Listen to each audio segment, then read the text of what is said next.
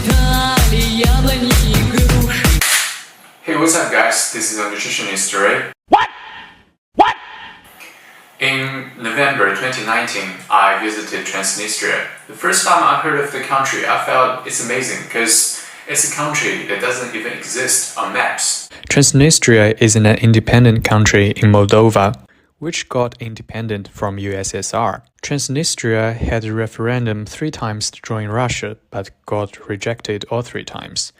Most of you probably have never heard of the place. Let me show you on Google Maps. It's worth paying a visit because people say Russia inherited the land from USSR, while Transnistria inherited the spirit. If you want to visit Transnistria, you better get a guide, because it's not too easy to get in, and you have to drive. So we made a booking through our hotel, and we had this guide who served in special force and a young lady to translate for us. We first drove past Chisinau Airport, and after 20 minutes, we had a quick breakfast at a restaurant. We had this big pasty with mince in it, which tastes really nice. On the way, you would feel you were in Soviet Union again, at the propaganda and building styles. At the customs, they gave me a piece of paper with my information on it, and I think I got 10 hours before I have to leave. The capital of Transnistria is called Tiraspol. I have 2 favorite places in this little country. The first is the statue of Lenin, and the second is a tank on the square. You don't see tanks on squares much these days now, do you? We parked right next to the statue of Lenin, and I was like, wow. I took a photo with him and immediately took a selfie for him with my drone. Smile Lenin, say cheese. Okay, he doesn't look like he's got the mood today. Let's leave him alone and have a look over the city. You could clearly see Parliament building, schools, and monasteries from the sky. As you can see, the river is Dniester River, the mother river for Transnistria.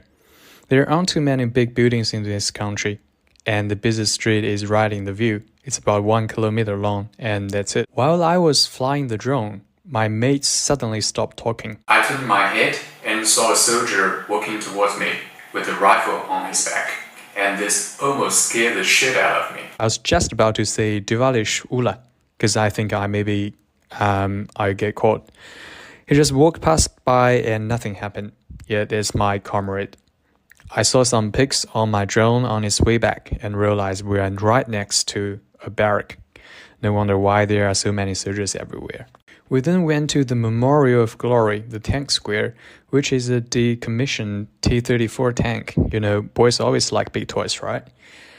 Okay, look at my schlong. The barrel. Want to swap position? I'm on the tank, in front of the symbolic building of the capital city of the country. Can you even do this in the second country? Wait a minute. There is a memorial wall in the square, and 3 statues stand for women who lost their beloved ones, young and experienced soldiers. I took some more photos for the young lady and walked a bit around Suvorov Square, which is named after the founder of Tiraspol, Alexander Suvorov. To be honest, 8 out of 10 girls you see here are of the supermodel material. We then had a quick tour around the parks and enjoyed winter vibe with the locals a bit. So this country is not too isolated. It's actually open to a lot of new elements. We also saw a sculptor who was busy doing some performance art on a trunk. I wonder how shells taste like here. So let's talk about my overall feeling for Transnistria. Most of the places just look like underdeveloped parts of the city. Considering Moldova is one of the poorest countries in Europe, Transnistria isn't getting any better. Even though Transnistria has its own version of everything, police stations, hospitals, post offices, factories making cans, wines, and food, Transnistria is one of the very few countries that have kept what USSR looked like. While you were in the city, you would be surprised that the scenes you see from TV or movies were actually real. This feels like you are playing Escape from Tarkov. The buildings here are the ones your grandparents used to live in if they are from previous communist countries. And this feels like, Thanos snapped his fingers and you travel back 2 decades ago. We arrived at the Tigina Fortress, which is a 15th century fortress on the right bank of the Dniester River. It was built from earth and wood by Prince Stephen the Great. In 1838, it was conquered by the Turkish Sultan Suleiman the Magnificent, who ordered it to be rebuilt in stone and enlarged. I flew my drone over it to have a quick look and left. Oh, I forgot one more thing. The coins here look like this. I heard they're the only country that make coins from plastic. They remind me of the country that prints Pokemon on their currency. I gave the tour guide 50 euros to exchange more of the plastic coins. But till now, I haven't heard anything from him. I want my money back.